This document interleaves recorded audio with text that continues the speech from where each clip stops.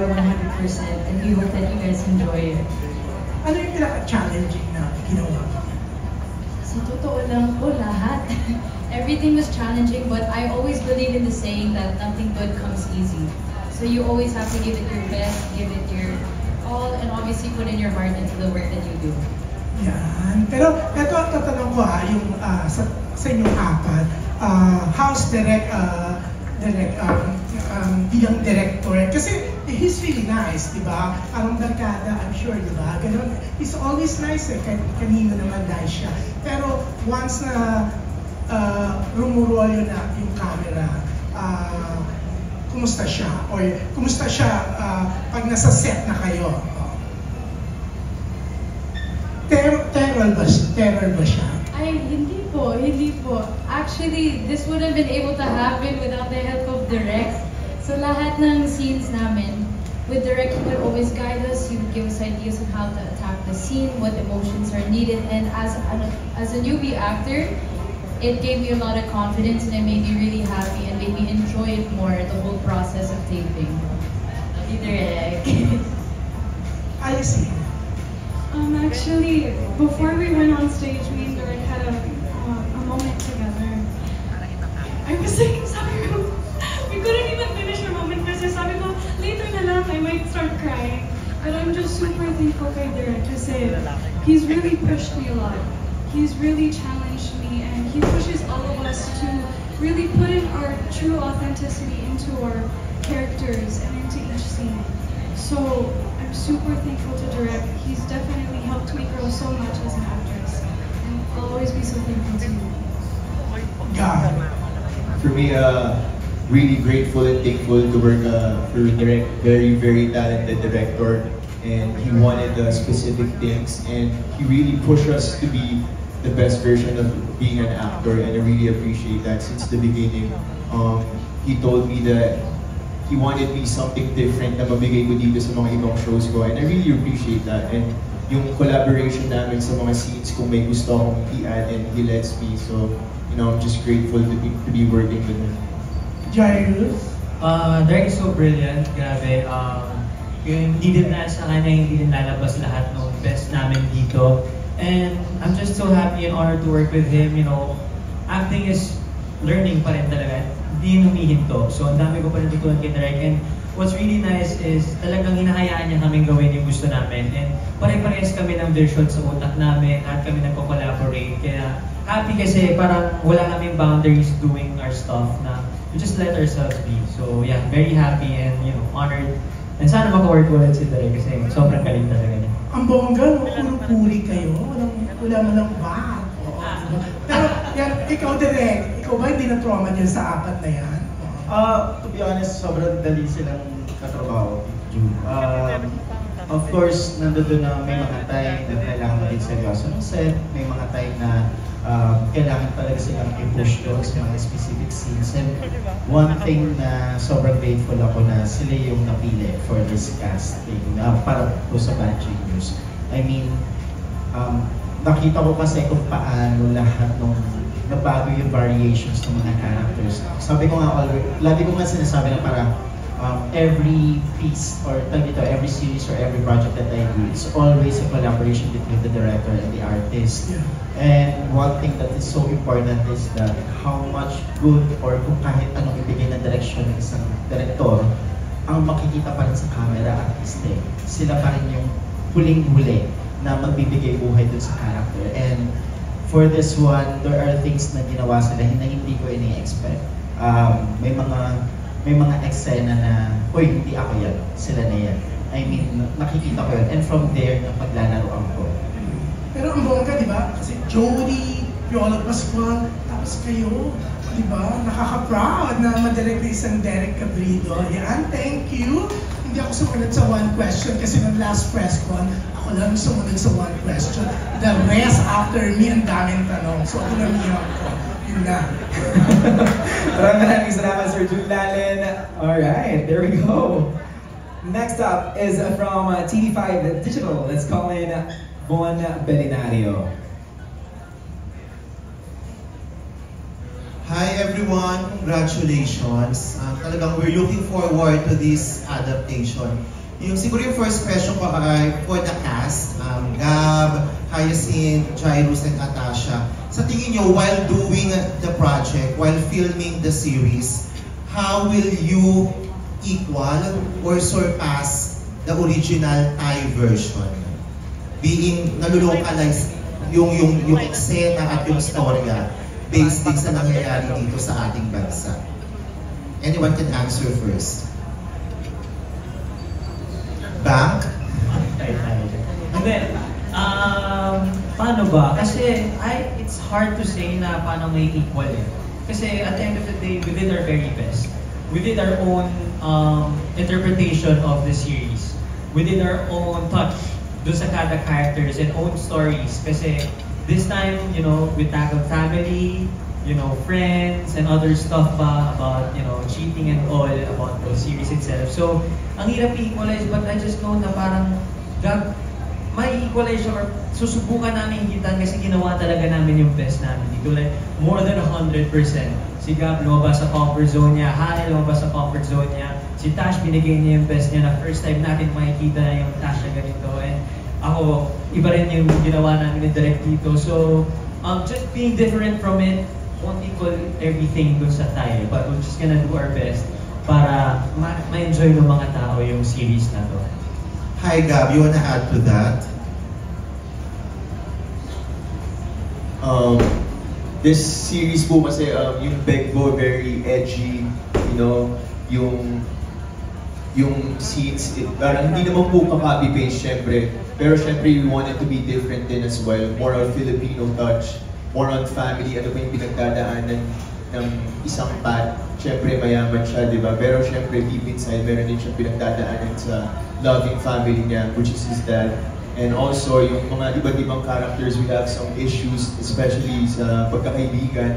And yeah, me and Direk talked about it. We don't want to be like, okay, ito ang mobihin natin. We wanted to have a different version na Pat compared sa series sa movie. So, ito. Hyacinth? And to add on to the Pinoy touch, every culture deals with its own different issues, whether it's in terms of family or in school or in general as a society. So of course we shed more light into the difference into our Philippine culture. But then of course there are still some similarities being in both Asian cultures. Of course, Lynn herself, Atasha. Lahat naman nagsabi, pero adding on to what they all said, of course, going into this project, we never had the mindset of how are we going to hit that mark as the other remakes. It was more of, let's just embrace the Pinoy culture of family, friendship, and how we go through struggles through our morality choices. And I hope that reflects here in Bad Genius. And also, I think more importantly, we all gave our 100%. We gave our best, and we hope that you guys enjoyed that. Pahabol ko lang for Direk, ang daming bata at kabataan na nanonood ng Viva One. And of course, Bad Genius is exploring the cheating scheme. Diba? Sabi nga sa series, great moves, genius moves, bad choices. Sa tingin nyo, paano nyo siniguro na hindi ma-encourage ng series yung makakuha ng idea ng pag-cheat ang mga bata at mga estudyante na nanonood at manonood ng Bad Genius? Since nung sinimula naman na i-conceptualize yung buong material, one thing din na sinigurado namin is that hindi magkaroon ng wrong message yung buong series. And then, to be honest, marami kaming binago kahit nung nag-shoot na kami. As in, nagre-revise pa rin kami ng script just to be sure na tama yung messaging ng buong series. Just to give you dito na parang clue about it, na parang we always go back to the core of the series na parang ano yung moral lesson dito and why we should highlight this moral lesson na kapag natapos nilang panoorin yung serye is hindi nila isipin na parang, wait lang, kumbaga ina-hype namin yung pag-cheat, no? More on ang pinofocus namin doon sa series is that what is the moral lesson behind this? And then what are the consequences of the actions of a person kapag ginawa nila ito? And one thing that I would like to or I would rather say na bagay na masaya ko about this is that Viva and the whole creatives, sila Neil, sila JC, sila Direk Ronnie, we make sure na perfect yung script doon sa messaging namin na hindi kami magkakamali. Kasi nga, guys, parang ang hirap baka mamaya matake into consideration nila na parang, uy, wait lang, okay lang pala mag-cheat. Parang sinagurado ng Viva yun and ng buong creatives yung kumbaga na malinaw yung messaging namin dito na there are consequences for each action na gagawin natin. Thank you so much, sir. Hello, good afternoon. One question, fun question lang ito, no? Hypothetical. Direk, kasama ka rin dito, ma. Okay, given the chance, given the opportunity, super rich, super attractive, or super genius, and why?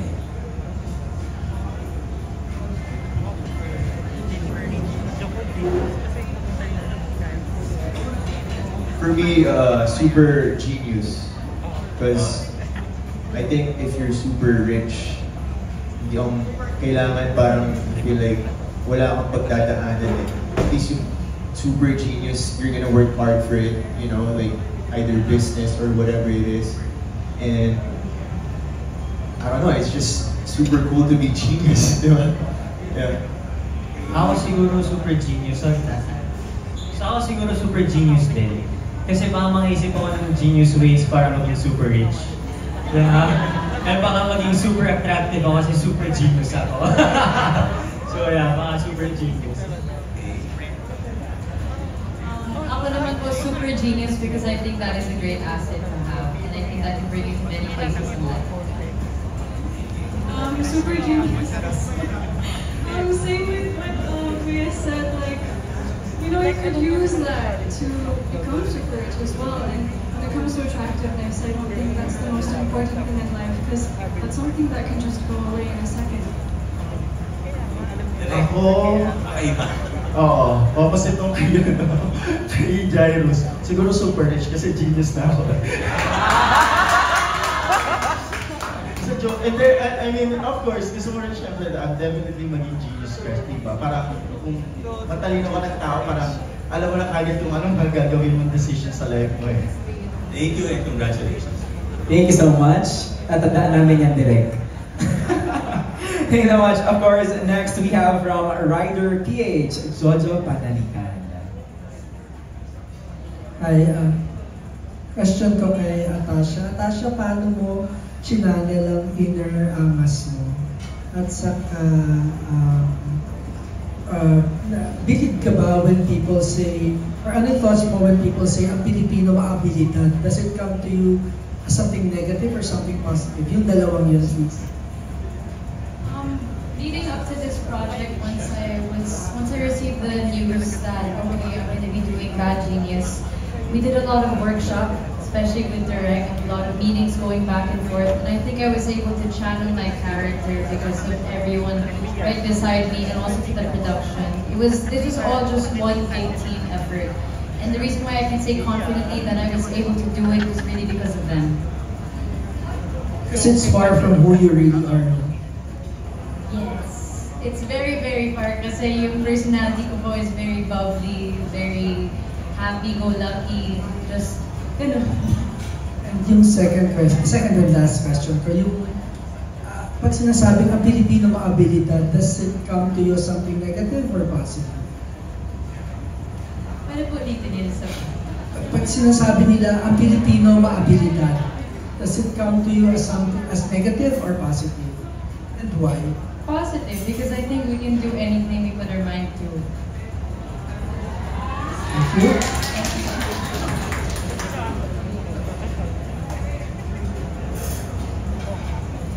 All good, thanks so much. Period, Natasha. Okay, let's proceed with a TikTok content creator, Jayco TV, Jayco Manangan. Hi guys, hi Direk. Congratulations, napakaganda ng trailer. Grabe. And I think question ko, sa mga cast, ano yung mga bonding moments nyo na nagpatatag sa relationship ninyo bilang co-actors dito sa series? Start with...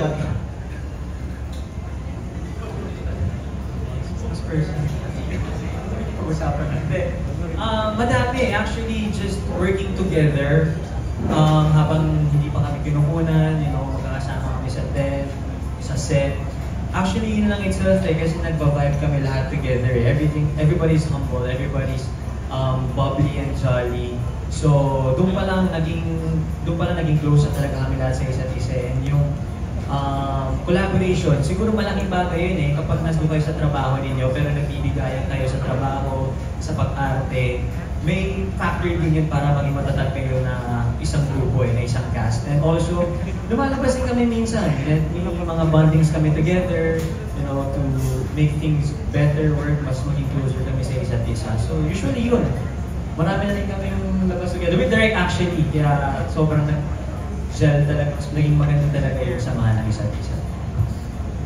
Yes, to add on to that as well, from the beginning since the workshops until our last taping day, we really just gelled together as a cast and we've all gotten along, even behind the scenes. During our lunch breaks, we'd all sit around together, eat together, get to know one another, and it's been a really, really, really good journey. God, how do I explain that? So, my mind is like processing right now. Paano ko explain? Like, during taping, we go through so many serious and heavy scenes. So of course, in a way that brings us together more because we have to be there more for each other. And let's say one of us is in a heavy scene, everyone else will check in on each other, and ask how we're doing and show a lot of support. And then yeah, we would go out every now and then and really just get to know each other. So. Sorry, what was the question? I was in the restroom, sorry. Yeah, ano yung mga bonding moments nyo na nagpatatag bilang co-actors dito sa series? Bonding moments, nasabi na, after the shoot, we go out sometimes, not just us, the cast, but the whole production then. So, I really appreciate, being with them. Kasi, syempre, pag sa work, iba't iba yung focus na kami sa work. Pero pag nasa labas, we share, kwentos, mga ganon. And then, the other cast too, sometimes we invite them to play basketball with us, with me and Jai, or sometimes we do TikTok together. So it's all about just being there for each other and being comfortable with each other, because that's the most important thing. Can I add? Small lang. To what Gab said, I was thinking about this kanina. I feel very lucky and grateful to know that the whole production, to be surrounded by a production who, they really show you and they tell you every day how much they want us to succeed. And they assure us all the time, and you can really see in the effort that they put into this whole project na they care so much and they care about us and they see all of our potential and how much more that we can grow. May last question na lang. Siyempre, since si Atasha, this is her first ever lead series, ano yung first impression niyo sa kanya and last impression?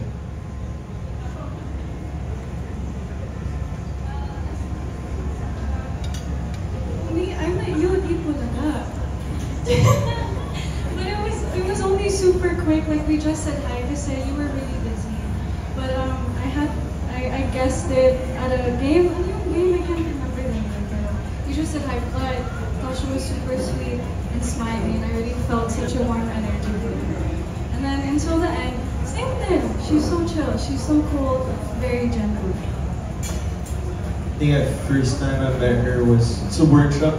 I don't know if bagong isip ganun, so medyo quiet or medyo very shy. But my last impression, she's very energetic, bubbly, super nice. Siya yung energy ball namin sa dating eh. So, yeah. First impression, kasi nakita din kami dun sa workshop, so agad din dun eh. So parang medyo testing waters, pero parang at first naramdaman ko naman talaga yung warmth na parang magiging magaan siya ka-work. And then last impression, yeah, tama yung sinabi ni Gab, she's the energy ball sa taping. Like lahat kami, sobrang medyo pababagsak na yung energy namin, pero siya still tuloy-tuloy lang. And she brings a lot of energy sa taping, so mas nagiging magaan lalo yung trabaho. And she's humble and she's easy to work with. Ako, malalaman ko kagad kapag bigyan si Tash sa set. Yung tipo kapag nanatag dito, kahit hindi mo pa inahan, may spirit direct, tapos nagtatakbuhan sila, tapos Pag hindi sila nag-take, ang napapansin ko sa kanila, nagsasayaw sa TikTok. Or nagkukwentuhan sila, ha? Hindi ikaw. Ilang beses ko kayo nahuhuli eh. Ayun, tapos na at the same time. Pero kapag ano naman talaga, kapag during the scene or dito mag-take na, ayan, sobrang seryoso sila. Pero kapag during break, makulit, saka siyang dynamite girl ng set. At literal, as in, parang ilang araw yata yung shoot namin na laging may dynamite na umiikot. Tapos nun, lahat kami kakain ng dynamite, kahit ang na lahat ng mga tao na sa dynamite. Kasi pag tinanong ko na nagalit pa kay Tash. Parang hilig niya magpakain ng dynamite sa set, gano'n. Sobrang kulit, kasi makulit, kasi kulit. Gano'n, sobrang bubbly sa set. So kahit mabigat na napapagaan niya, saka alam na kagad matutok ka na ng 7 AM to 7:30 AM pag nandiyan na si Tash. May ingay na yung set. Boses mo kagad yung naririnig niya. Ayan, nandiyan na si Tash. Yeah. Can you say about it? Thank you. Maraming salamat. Ayan, tama naman. Makulit talaga ako. Pero nonetheless, I was only makulit because you guys made me super comfortable to be myself. And I can't thank you guys enough for that. Thank you. Congratulations, we're looking forward to the series. Thank you so much. Dynamite girl. Well, take me away. Next up is Miss Dolly Ann Carvajal. My question is, if you could give your mom and dad, if you could give your series a tagline, what would it be? Parang siguro something like, good at being bad, you know, or bad decisions make good stories, something like that. What tagline would you give it?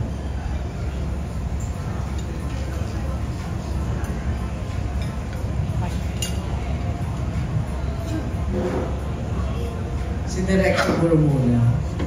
O yun na lang, good at being bad. Maganda yun, di ba? Ako siguro personally, for my opinion, parang this is a series of ang hirap. Ang hirap. Wait, no? I mean,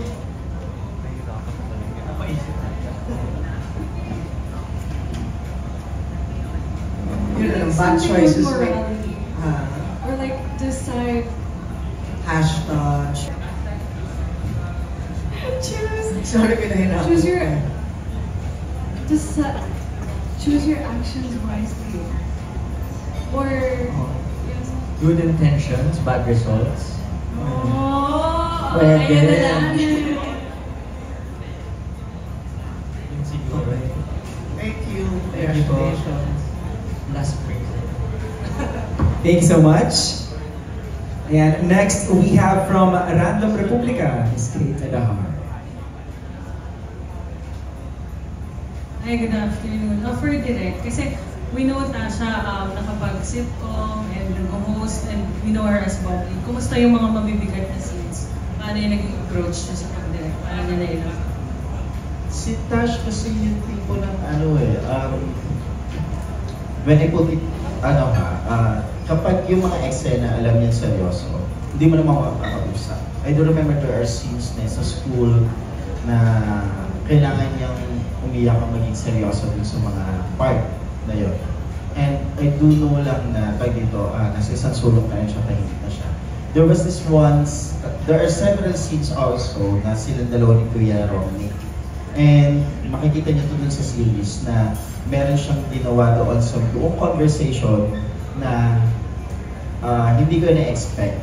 And then at the same time, yun yung part na alam ko lang marunong siya na aralin yung character niya. And then, ang maganda kasi is tayo dito, alam ko lang na kapag mag-take na kami, or kapag dumarating siya, alam ko lang na well-prepared.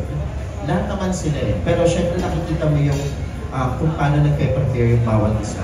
And yung kay Tash, nakita ko kung paano niya i-prepare yung eksena. Kasi pag minsan nakikita ko yung script niya eh, yung tipong, uy, wala nang space. So alam ko lang na well-prepared siya dito sa buong series at alam ko lang na inaral niya. To the point nga na minsan, di ba tinatanong ka na parang I think minimentor ko ni Papa ko, di ba? Sa ni Mami, no? Parang may ganun aspect eh. Yun. Hindi ko alam kung nag-workshop sila as a family or what. You know? Pero yun, alam ko lang na prepared siya. Tama naman yung sinasabi ni Direk, pero coming into the set, of course, makulit naman ako during the breaks, pero when it's time to work, it's time to work. And because I was with Direk, my first time, syempre naman kinakabahan ako, pero Direk spoke to me and gave me advice from the first day of taping, and I was able to take that advice until the very end, which really, really helps.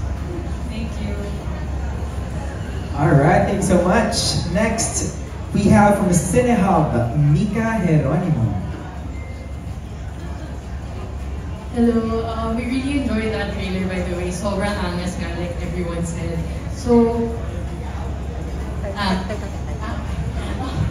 so my question is, for the cast, we've seen you all do a variety of genres, pero mostly, diba, romance, comedy, drama. How does it feel na in this series, mas thriller naman yung atake nyo? How did you prepare for that sort of tone?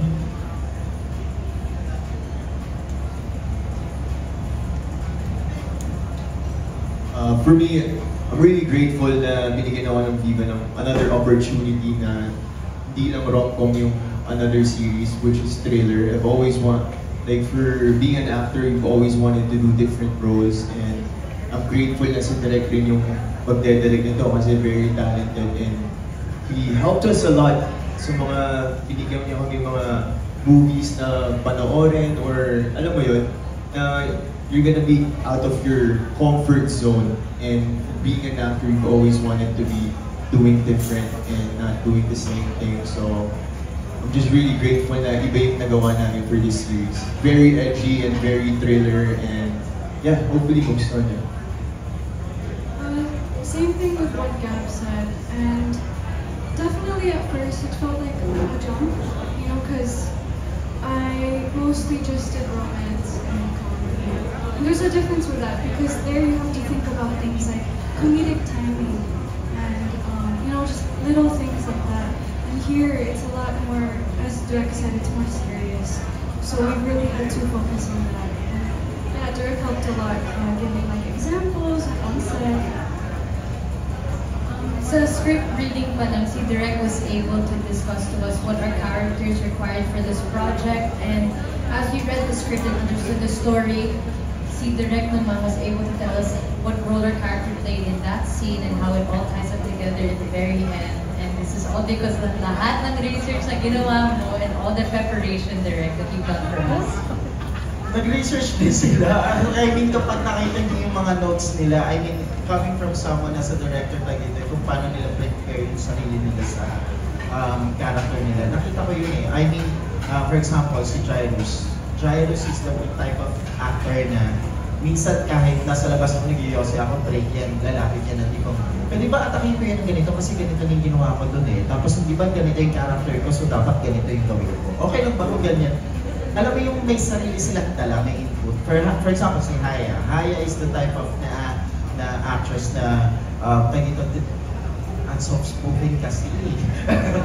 Pero dito, sobrang ano niya, yung tipong game siya. At I remember, dito, maliban pa din sa workshop ng book group, kung gano'n siya kaseryoso din for this material, nagpa-workshop ka ng one-on-one, right? I mean, may sarili siyang acting workshop just to give focus doon sa character niya. Kasi sabi ko nga nun kay Hayat, this role, the character of Grace is different from sa kanilang lahat. Parang siya yung naka-full crew doon sa buong series. Yun. So parang, and Haya understand that, and ang nakita kong effort niya talaga doon is iba.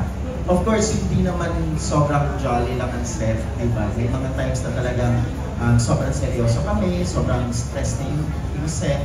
Pero, ang nagustuhan ko sa kanilang apat is that even though how difficult the scene or kung yung kailangan namin magawa at matapos, I mean, nakikita ko yung effort talaga nila na they were giving their 100% and more than that para lang masigurado na maganda yung kalalabasan ng material.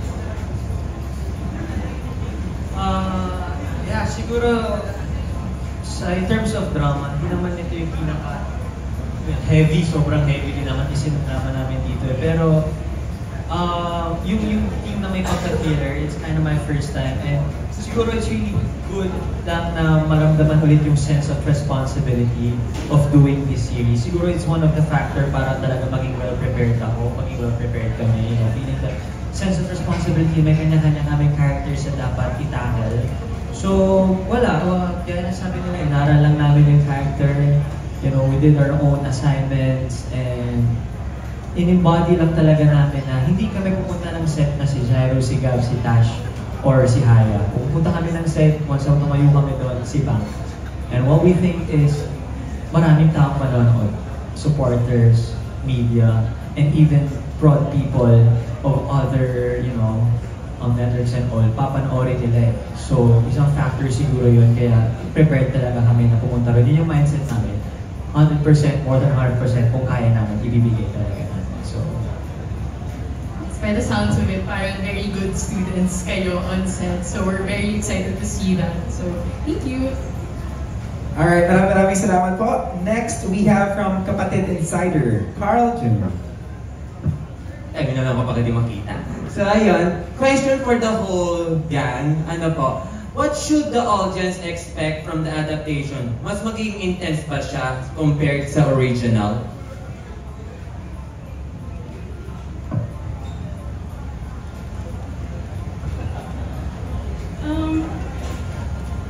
Would it be more intense than the original?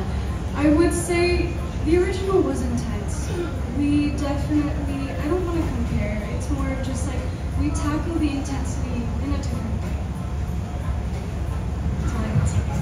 Siguro in terms of intensity, hindi lang siya maglalaro dun sa adaptation itself na yung cheating, lahat ng schemes. Yung intent mo, dadagdag dun sa intensity is yung kanya-kanyang family stories ng bawat isa. Drama ni Pat with his father, with Haya, sa father niya, also with Tash sa family niya, and sa akin din, sa amin ni Miss Irma. Doon din yung intensity manggagaling eh. Kasi we added a touch of family, which is, I think, hindi din masyado na-tackle dun sa Thai series eh. So, yung intensity, hindi lang siya manggagaling dun sa buong cheating itself. The intensity will also come from the family drama, the family problems na mapapanood niyo. Sobrang mabibigat din talaga yung eksena na nangyari, na ginawa namin for that. So yun yung, so mahalo-halo, may intensity tayo sa cheating scheme, but also at the same time, yung intensity in terms of the family drama. Nandun din yun. Yun yung maganda rin. And to add on that, syempre meron a touch of Derek and Derek Migo shot. Syempre yung mga shots nila kakaiba, coming from Malyari, di ba? One of my favorites, Clarita. So, may pagka-dark side rin yung Bad Genius. Yes, I think that this project has its own kind of intensity, just like the other adaptations. Ako, yes, iba yung intensity nito. I mean, I'm so proud for this material kasi we were able to add things na alam ko na wala dun sa original. Kumbaga, from creative pa lang, from the development of the material, sinusulat pa lang yung script, we made sure na kapag pinanood pa ng audience, ng viewers, is that masasabi nilang maganda siya. And it's a different flavor from the original series. I mean, maraming eksena na abangan na alam mo lang, eksena to ni Pat, eksena to ni Bang, eto eksena to ni Grace, eto kay Lynn. I mean, makikita mo na naging stand out yun, lalo na kapag pinag-uusapan na yung backstory ng bawat character. Si Ded Madala, muli congratulations sa inyong series and looking forward to watch. Thank you so much. Alright, let's proceed with Stars Photog, Alan Sancon. Hello, good afternoon everyone. Congratulations. I'm a big fan ng movies. Kaya excited na ako mapanood itong series ng Viva One. My question is a hypothetical question to all. Kasi lahat naman tayo naging estudyante, di ba? Naging bata. Is there any chance na nag-cheat din kayo? And then how you overcome it? If I don't know if you wanna answer it or not, or be honest, di ba? Parang ganun. Or kung meron man, na-overcome mo ba yung cheating na yun? Oh! Elementary kay high school, yes. Naalala ko na may time pa ng high school para lumabas yung teacher namin. It's a periodical exam. Tapos parang buong class yata yung oo. Kasi pasahan ng answer sheet. Hindi ko pasa mo to, gano'n. Kasi kaya natuto kami magkabisado ng ABCCDB, B, gano'n. Kung paano pwedeng abbreviate yung answer. Kasi you have to memorize 10 letters, 10 answers kagad. So, yes, naranasan ko naman din mag-cheat. Hindi ako proud doon. Of course, hindi naman siya. Pero, I've learned my lesson kung bakit siya, dapat hindi siya ginagawa. Yun yung bagay na maganda doon. Pero, I think, parang, it's part of a student life na nag-cheat. Parang nag-cheat ba kayo? Yun, di ba? Ako naman po, looking back, parang wala. Kasi growing up, I was a very nerdy kid, was very strict sa school ko, very tedious sa studies at sa after-school activities. So, ito yung question na hindi lang sa school even dun sa little things na umupit, parang gano'n, or may mga bagay na sukle, parang gano'n. Not just on the school, parang gano'n, para may idea rin. Kung hindi naman sa school, siguro po sa games, mahilig din ako mag-video games. So, noon I would Google the cheat codes, kung paano. Pero hanggang doon na. Ako same. Dati sa PSP, nung bata pa ako, gusto dati yung GTA sa PSP, diba? So yung mga cheat codes yan. Yun lang naman. Kasi if sa school naman, parang you try to find shortcut ways. Pero not to the point na you do cheating from it.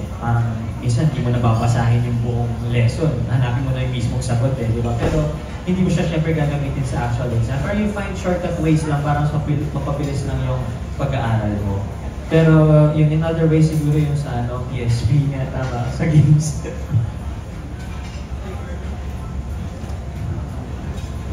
think we already answered this last story. Pero looking back, I think I did when I was in elementary. Pero when I moved to the US, in middle school and high school, ako na yung nagpapakopya. Kasi that's how I made friends nung una. Because I was like in the parang nerdy group. I really like math. And then, yeah, I think, normal naman for being a student. Like, if you wanted to make friends back then, and then, nagpapakopya, kahit yung mga homework lang. Pero sa test, no.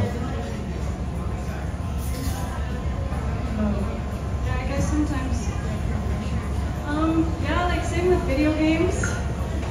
Sometimes, okay though, I make effort, okay? I will make an effort, I will try as much as I can.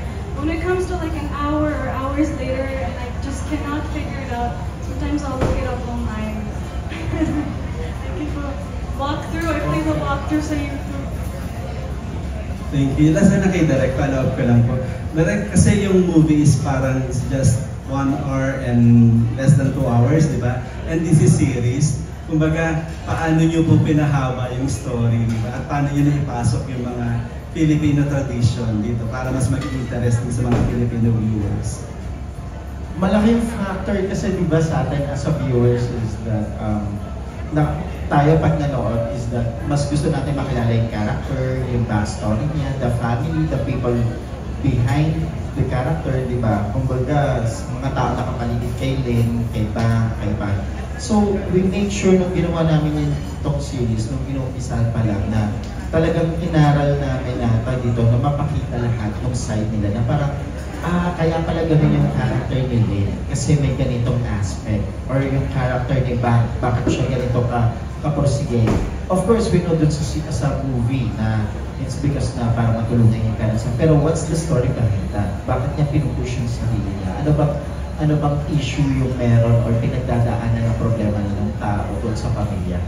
And yun yung maganda doon na parang mas na-explore namin na kumpara kasi syempre kapag pelikula, we only have 2 hours or more than an hour para ipakita lahat. Ito, we were given the time na parang ma-explore lahat ng kumbaga lahat ng aspeto ng buhay ng bawat characters. And doon namin na-enjoy yung mga Filipino cultures and traditions and at the same time na yung personality nila makita.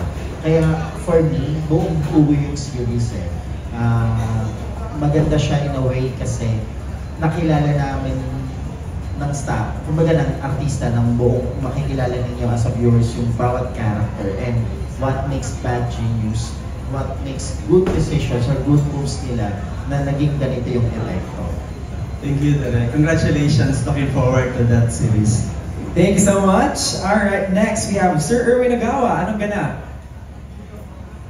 Hello, congrats, nice trailer and ang ganda ng music, OST. You know ba yung OST, Direk? Yun na ba? Yes po. Ang ganda po, okay. So, to Tash, of course we all know that your dad is one of the best actors in the industry. So, any acting tips from him? O, na-mention earlier ni Direk na wino-workshop ka, di ba? So, paano yun?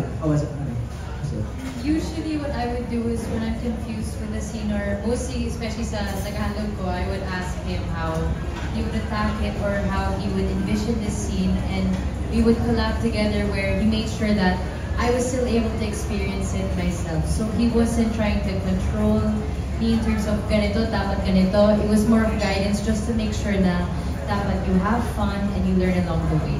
That was always the goal. Thank you. And to the other cast, kay Gab, kay Haya, and kay Jai, you're doing 2 shows sa Viva One. So any adjustments? Halos sabay, di ba? Or nag-overlap ba?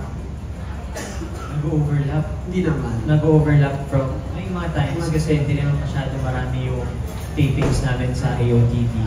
Pero, I mean, medyo mahirap yung adjust. Hindi man sobrang hirap, pero nandun talaga yung parang pagpunta mo sa set sa kapila, parang, ay, teka, hindi pala seryoso, hindi pala sobrang ganito ka-intense si Sean. So, may konting little bit of adjustment, pero, you know, it's the challenge eh. Yun yung challenge, yun yung masaya dun eh.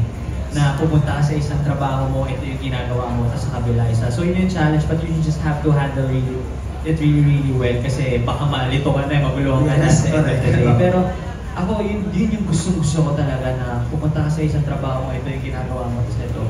Kasi na-challenge ka lalo mentally. Gab and Haya.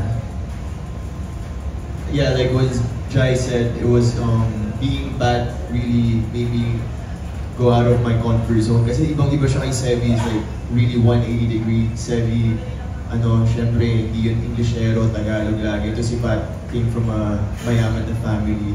But yeah, I really enjoyed it. That's part of being an actor. I always wanted to learn more about being an actor, and thankfully na nag-guide kami ni Direk and yung mga prod. Thank you. And Haya? Any adjustments, if any? For me, I've been able to just fully focus on my character in this show because so far I haven't had any taping days. So. Thank you guys. Best of luck sa series. Thank you so much, Sir Erwin. Alright, last but not the least, we have from Abante the Night and Marites University, Rose Garcia.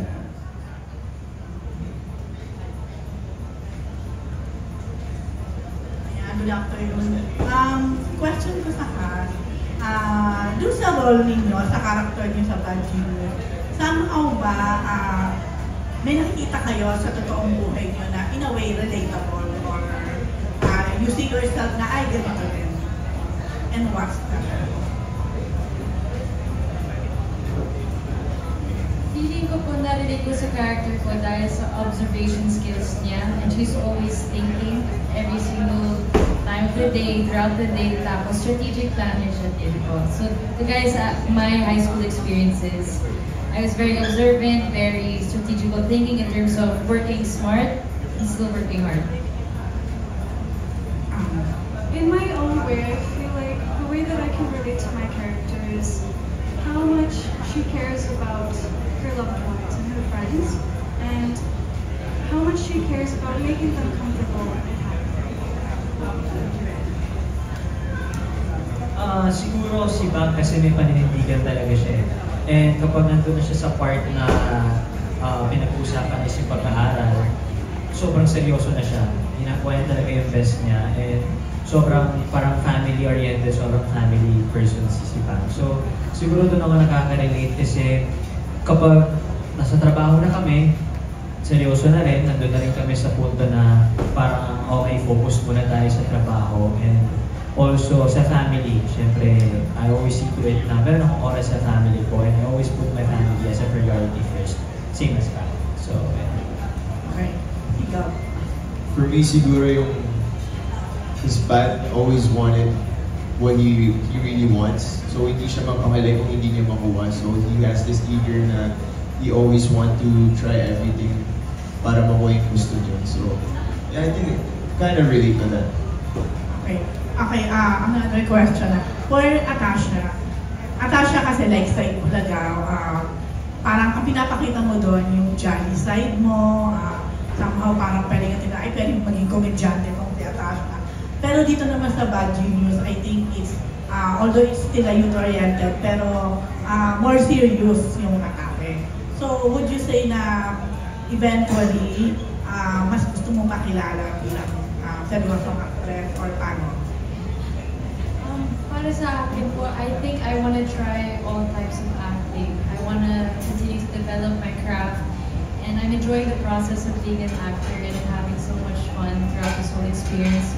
Learning so much. So, in terms of roles na masyadong serious or light, of course, I'm super game to do it. Basta I give my 100%. Yan po, really, sinabi ko yan dati. Hanggang ngayon, I will always give my 100% best. Okay, thank you. Last question naman na, so pahirit na lang na. Siyempre, we all know na, sa inyo lahat po ito, siyempre, we all know na yung Mutyanan Section A ay talaga naman naging phenomenal, di ba? May pressure ba sa inyong lahat to top it or mapantayan man lang? Wala naman pong pressure kasi this show is also different from Mutya and vice versa. But the things, both shows are both from Viva, pero all of the actors, even sa Mutya, even dito po sa Bad Genius, even sa Uni-series, we always give our best. And we have no comparison or no expectation of what the result would be. Basta yung expectation is that we always bring our best the day of work, day of taping, and whatever day. yeah, siguro same with Tash, no? Parang we're working under one roof. At the end of the day, we all work as a team. Parang may AMSE, may Univercada, may Bad Genius. At the end of the day, ang goal lang naman namin ay mapasaya yung mga viewers natin. Ang goal natin, mapalakas ang Viva One para sa lahat din. Sa mga tao sa likod ng camera, sa ad-prom people natin, and syempre sa amin, para hindi rin kami tuloy-tuloy lang yung mga series na ginagawa namin, diba? So at the end of the day, magkakakampi kami dito, and it's really hard to compare each other kasi magkakaiba talaga yung atake ng bawat isa eh. We're on the mature, edgy side. Univercada is mature but yet bubbly, alam mo yun, I mean not bubbly pero mas magaan kesa sa amin. And yung AMSE is more on the lighter side naman of university series. So everything is different, everything has their own genre and own tatak, diba? Pero at the end of the day, we're all working as a team. Basta masaya kami na malakas yung Viva One, masaya kaming lahat, masaya lahat ng tao, diba? Thank you, Jarvis. Gaben, Hayating, ang last na si Direk. Actually, same with Jai. Like what he said, same thing lang po kami sa Viva One. And of course, pressure is always gonna be there. It's a big show, and Viva trusted us with this show, so it's all about like overcoming the pressure, be comfortable with each other, and sana po at mabigay namin yung mapasaya po namin kayo. Pero at the end of the day, we're happy because we gave her 100% best sa show na to. And actually, we're really happy na successful po yung mga ginagawa ng Viva One kasi that means more project po rin. Yes, the beautiful thing is that every show is about something, it has something different. It provides, it offers something new, something different, something unique. And it's fun because, you know, it makes everyone happy, and if someone's feeling Thriller, they'll watch Thriller. If they want to feel like happy, sad, they can, you know, go into other shows. Every show has a different story and has a different message. Direct. Parang baliktad yata po yung sa akin. Para yes, of course, for me, that may pressure din. I mean, may pressure in a way that, because this is an adaptation eh. I mean, ilang beses na nilabas, marami ng variations yung buong material. So parang, how can we make it something new and then something na panonoorin? Kasi alam na naman ng tao what's the story of Bad Genius. From the movie to the series, everybody knows what will happen, di ba? So paano natin ito babaguhin? I mean, I'm pretty sure yung pressure hindi lang sa akin. I mean, the whole staff, kumbaga lahat, from the production design, the costume design, I mean, we even study all the color palettes na dapat namin gamitin, all the colors and all the materials para masabi namin, okay, iba to, iba yung lalabas dito. Even the lighting, the DOP, and then kumbaga the whole, the light producers, I mean the creatives, nandun yung pressure to meet na what are the expectations. Kasi malaki siyang material eh. I mean, lahat ng tao na manonood nito, it's either napanood yung movie or the series, or may certain expectations that you have to meet. So parang, paano natin tatapatan yun? What can we do? What can we offer new? Anong bago dito? Ano yung nabigay ng ibang series na hindi nila naibigay, then maybe we could concentrate on that. So lahat ng factors na yun we consider. So with sa pressure, I mean, it's a good thing na may pressure sa amin. I mean, for me, ako personally na may pressure sa akin kasi kung hindi ka nape-pressure doon sa isang material, eh, baka nagiging lax ka na doon sa pagtrabaho, di ba? So yun. Like, may binago din kayo sa kwento. Were you given the right to somehow change? Yes, marami kaming, di man siguro binago. We keep the core, kumbaga yung core na doon. Pero in terms of how we're going to discuss the story, marami kaming binago. We keep, of course, nandun kumbaga yung school life nila, nandun kung paano intensify. Pero in terms of intensity, we make sure na dito, napagod sila. No, hindi. I mean, talaga makikita mo doon sa buong material na papalapit ang finale ng series. This is no longer a school cheating. Gagana na yung buong series. At some point, hindi ko pwedeng sabihin basta may mangyayari doon sa buong serye na magiging siya yung fulcrum ng lahat ng iikot na. Hindi na kami estudyante. We're, diba, gagampanan nila yung life and dito yung roast out the school and how the cheating become sobrang laki at kung paano ma-apektan yung personal life nila. Thank you. Actually, base sa trailer, congratulations na sa inyo. Alright, there we have it. Maraming salamat po. But can I just say, Jairus Aquino for President. Grabe yung conviction na kanina, brother. Talagang we are all moved the Viva One President. Thank you so much. Again, and that wraps up our question and answer portion. Palakpakan naman natin lahat ng mga nagtanong. At yung nakasagot ang ating cast of course director. Maraming salamat. I guess it's time to, freeze this iconic moment in time.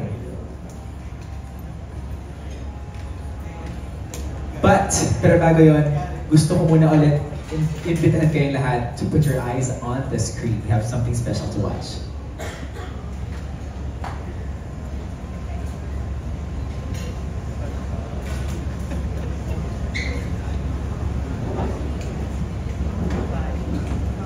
Just so you know, estudyante rin ako dati. So kung nagkukopyahan kayo, huwag kayong pauuwi sa akin. Are we the ones in trouble? Okay. Welcome back to the 7th World Series of Youth Championships.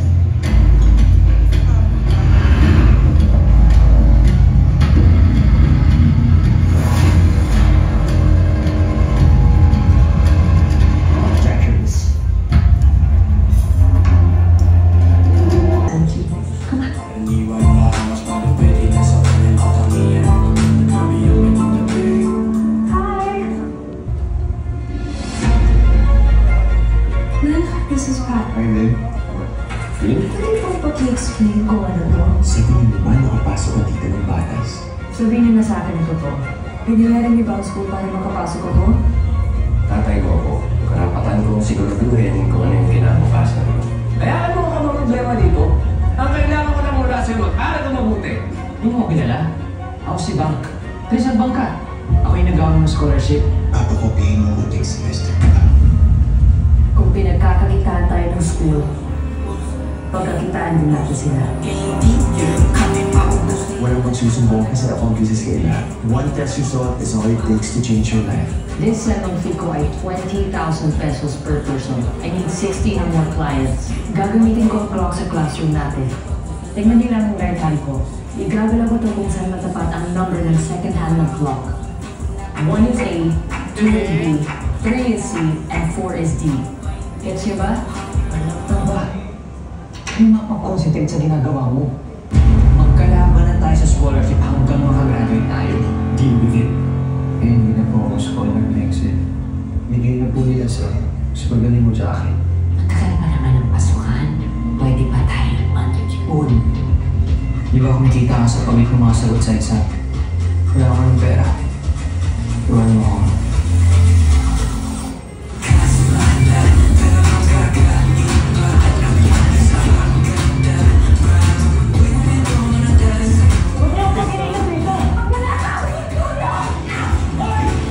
Ano naman gawin ko? Never enough for you. You are nothing without me. Hindi ka din kasi at wala kang nakuha sa akin. Reasons na kaya tayo. Mr. Ranga, I'm gonna ask one last time. Is that your phone? Open the door! Hindi kami dapat ang kasalanan niya. Hindi hindi sa pasanti. Ilang sugo na tumaan sa office na to.